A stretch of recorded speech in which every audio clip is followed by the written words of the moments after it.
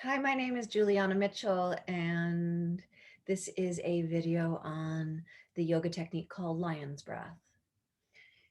Sometime back, a student of mine told me that they thought lion's breath was just something yoga teachers randomly decided to do in class. She didn't have a perception that it had a benefit or a purpose. And so I'm really interested today in talking a little bit about its benefit and its purpose. So in the technique called lion's breath or Simha Pranayama, we inhale through the nose, and on the exhale, we stick the tongue out and down. Some teachers will also invite you to cross your eyes and look up towards the third eye. The jaw opens, and it is a full exhale. And full exhale can mean different things. We'll come back to that.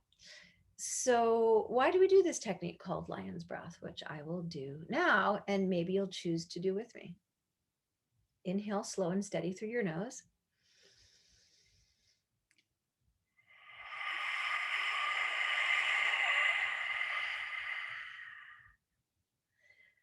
Let's do it twice more and notice if your throat constricts, locks up, tries to pull the tongue back in. Just notice, just observe. Again, when you're ready, inhaling.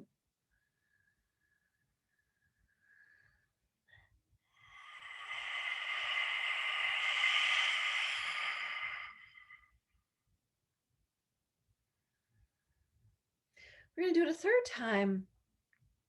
And this time, imagine you are trying to get as much of your tongue outside of your face as you can. Third and last time.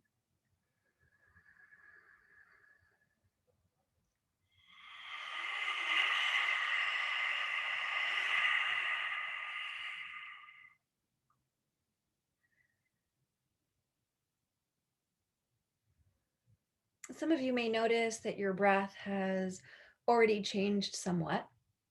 You might even notice that my voice is a little mellower and richer than it was when I first greeted you not too long ago, because lion's breath removes tension from the body, specifically this part of the body, but not only this part of the body. It frees breath and makes way for your authentic full voice. Okay, so why do we want to practice lion's breath? And the longer I teach, the more important I think it is, and the more I include it in all of my teachings. So, one, let's pause and notice relative to digestion and elimination. We're going to pause and notice that from your mouth and tongue down your throat, down to the stomach, into your small intestines, large intestines, and anus. That's one long tube. Yeah, we don't often think of it, stop and think of it that way, but from your mouth to your anus is one long tube. It's a worm. And if I have a tube or a string, if I tug on one part, it affects the tension or the tensegrity of the whole line.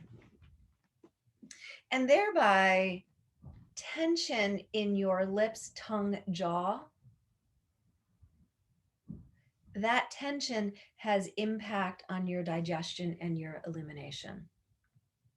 And many humans, when they are in physical and emotional imbalance, will go toward maybe acid reflux, maybe diarrhea, maybe constipation.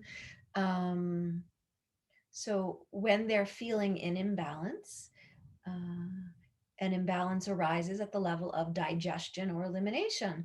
Um, and chances are very good in that same imbalance. Some of that imbalance is being expressed in tongue, mouth, and jaw. That's to say, the moment we see someone who looks more upset than less upset, often rather than just pure expression of emotion, what we're seeing is some tampened down version of complex emotion. And that tampened down tension in mouth, tongue, jaw has a negative impact on your digestion and elimination. Thereby, lion's breath, in that it relaxes and opens lips, tongue, jaw, and thereby throat, will over time have a positive impact on your digestion as it retrains the practitioner into a more easeful relationship with this stripe of their body, or what I'll call throat chakra. Okay. 2, the root of the tongue hooking down into your hyoid bone, a bone inside your throat. And then from your hyoid bone, soft tissues connecting up into your shoulders, which connect into your lungs. So if you can picture a clothes hanger, yeah, a hanger you would hang a jacket or a shirt on. For a moment, I want us to think of the base of the skull as being like the hook of the clothes hanger. We want that to be lifted up and hung up upon something. And then let's say you hang a heavy wool jacket on the hanger. It drips down from the hanger. Let's say your shoulders and your arms are the edges of the hanger, and the rest of your body drops from and yet can move freely from the drop of that hanger. We want the hook of the hanger where it lifts to be the base of the skull, so that the rest of this can drop freely. But what ends up happening a lot in modern use of body is weak, short back of neck, and the jaw and tongue try and take over, being what lifts and hangs what I'm referring to as the wool coat, the heavy wool coat of the body. And the only place that your head can be held up by your jaw is not properly over your body, but is in front of your body. And as soon as the head is brought in front of the body to hold it up instead of over the body, a series of tensions and malalignments come in that negatively impact your breath, that negatively impact your breathing, and thereby negatively impact your state of mind.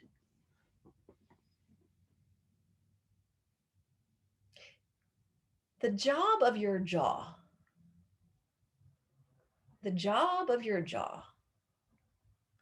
is in its natural state to just be relaxed, just dropping, just relaxed. It comes into muscular action to lift and close for a small set of purposes. 1, to chew your food. 2, to enunciate your consonants, to speak your truth. 3, to close the mouth to keep debris from getting into the mouth. Though to close the mouth to keep debris from getting in the mouth, we don't need to clamp it. Finally, if we need to defend ourselves, if we are needing to fight, we do want to clamp the jaw so that our jaw doesn't get knocked out of place.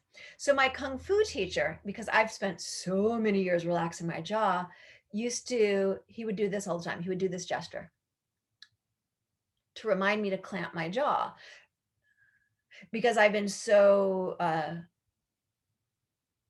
trained out of that habit of relaxing the jaw.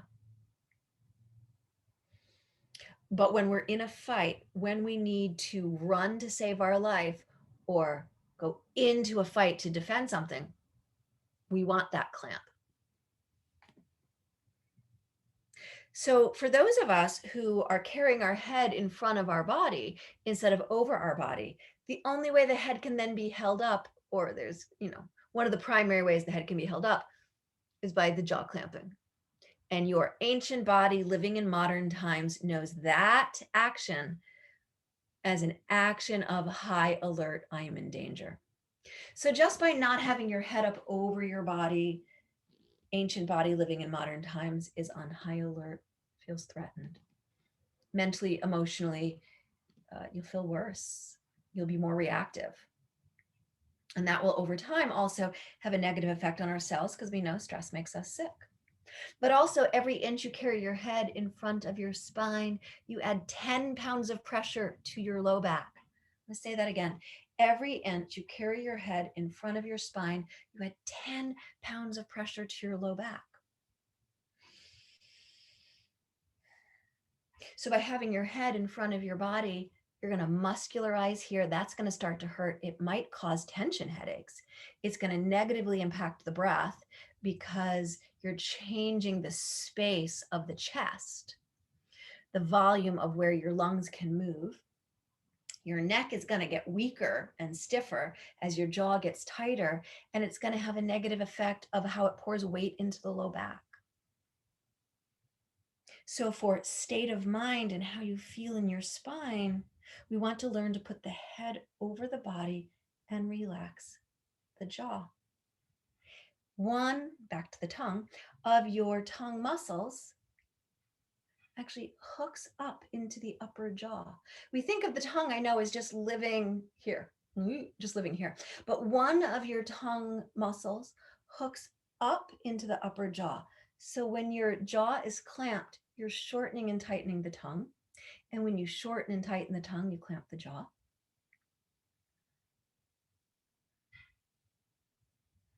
The other end of the tongue hooks into what you might think of down here as your Adam's apple. And we want from root of tongue through tip of tongue to be able to be easy and long. Easy and long. Let's do a lion's breath.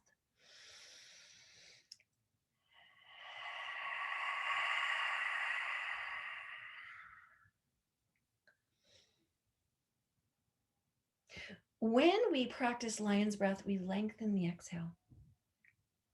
The exhale is a part of our breath that is responsible for quieting the nervous system. So people who are in a habit of exhaling rapidly are creating anxiety or hostility in their mind, and the feeling of anxious, hostile mind also creates quick exhale. With every inhale, our heart rate speeds up. With every exhale, our heart rate slows down. This is natural. This is the way it's meant to be, to keep us in balance, day, night, inhale, exhale. But if we're constantly exhaling quickly, then our heart doesn't get that opportunity to have that quieting action. And our whole hormonal nervous system doesn't get that quieting action. And thereby the lion's breath, because it's a lengthened exhale, resets our capacity for lengthened exhale, helping us jump off that habit of modern, quick, nervous exhale. Let's enjoy a lion's breath where we let it be a soft, long exhale.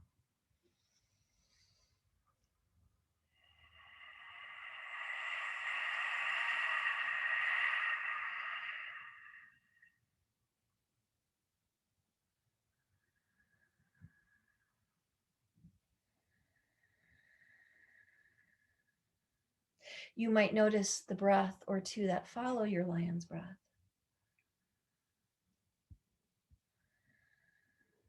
That they have a sonorous, spacious quality.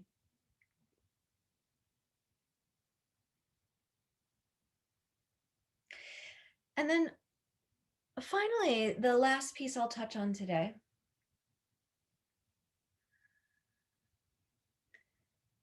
and I'm going to speak in this moment about the connection between the mouth and the pelvic floor.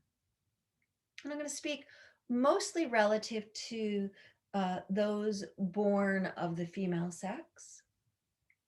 and also with a piece there having to do with pregnancy. But what I'm about to say relates to anyone who is not in a pregnant body, and also regardless of what sex you were born, and certainly regardless of what gender you identify as. When we tense the mouth, we tense the pelvic floor. What is the pelvic floor? I'm going to give you a really not anatomical definition for the moment. It's all the space between your legs. So when we have tension here, habitual lip gripping tension, I call this absorbing the lips, lip absorbing tension, folding your tongue on top of itself tension, biting a tongue off to a side, many very human compulsive behaviors that show up in the tongue. Tongue and jaw feeling like it's their job to hold up the head, so it has to grip. There is a resonance into the pelvic floor, and this can create constipation. In fact, constipation can also lead to diarrhea. For those born of the female sex, it can create a gripping in the muscles that sit deep to the vulva, which can contribute to just generally pain in that region, but as well pain upon penetration, pain in intercourse, and can make the muscles of the pelvic floor gripped more like a fist, which will make childbirth more challenging.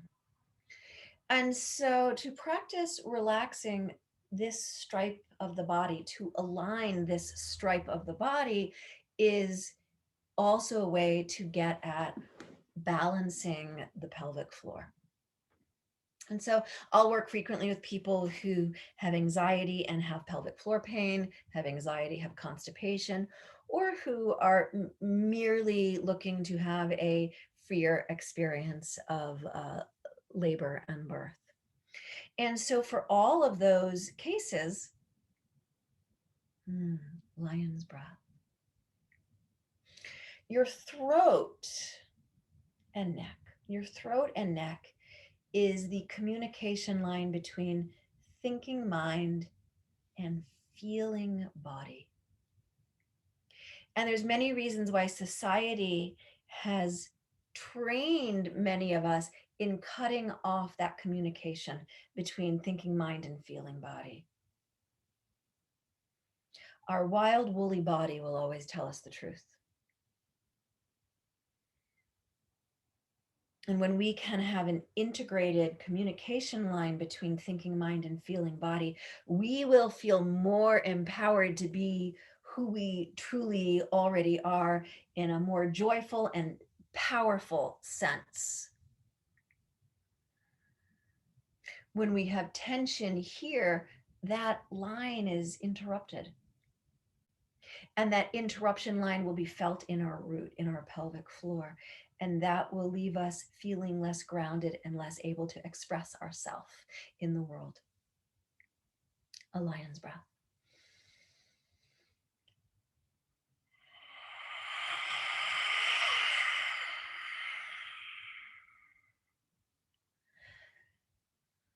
We're going to do it again. And as we do the lion's breath, see if you can feel the space between your legs.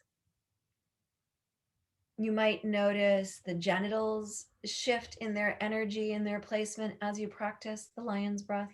You might notice the anus does. No need to try to do it or to stop doing it. Let's just observe it. Slow inhale through the nose.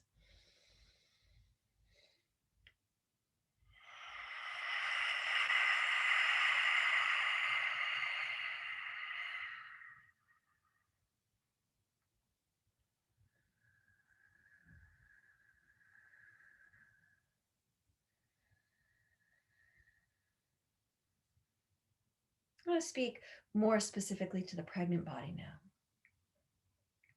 Some believe I do, that the lips of the face are energetically connected to the lips of the genitals, that the tongue is related to the cervix. Take a moment and feel the tongue in your mouth. Let it fall away from the roof of your mouth. Imagine relaxed tongue. And to the degree that you can practice consciously relaxing your tongue now, you can come labor and delivery. Practice relaxing your tongue to energetically encourage the cervix to relax. The throat, the path of the throat, mirrors energetically the path of the vagina. And when there is constrictive energy here, there will be constrictive energy in the path of the vagina.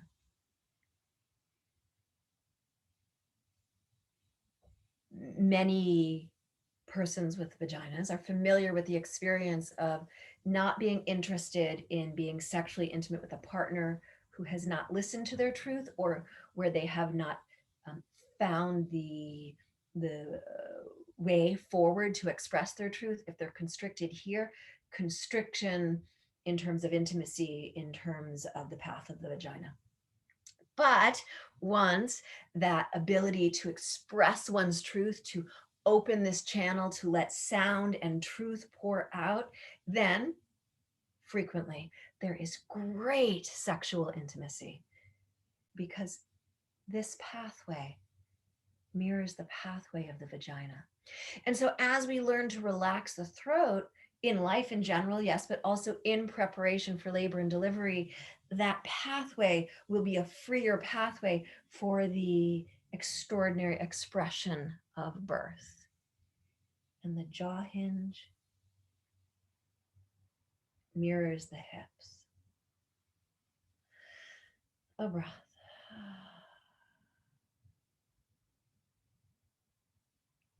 Learning to relax the tongue, release the jaw, and lift from the base of the skull is a life's work, and is so rewarding. Today's exploration has primarily been around the tongue and very focused on lion's breath, but there's a companion piece, which is the lifting from the base of the skull. And we can only lift from the base of the skull when the head is up over the body. And so I'll leave you with this thought. Practice your lion's breath several times a day. Play with it. Notice it. Be interested in it. And I'll make a future video where we focus more on lifting from the base of the skull. So for those of you working with anxiety, hostility, constricted breath, and awareness that your emotional state affects your digestion, your elimination, tension headaches, low back pain from poor posture, pain in the pelvic floor, constipation, and or looking to pave a more expansive relationship with your communication of truth through speech, your communication of truth through your sensuality, sexuality, including child's birth, I invite you to explore lion's breath as a tool. May we all learn to live like the lotus at home in the muddy waters. Thank you.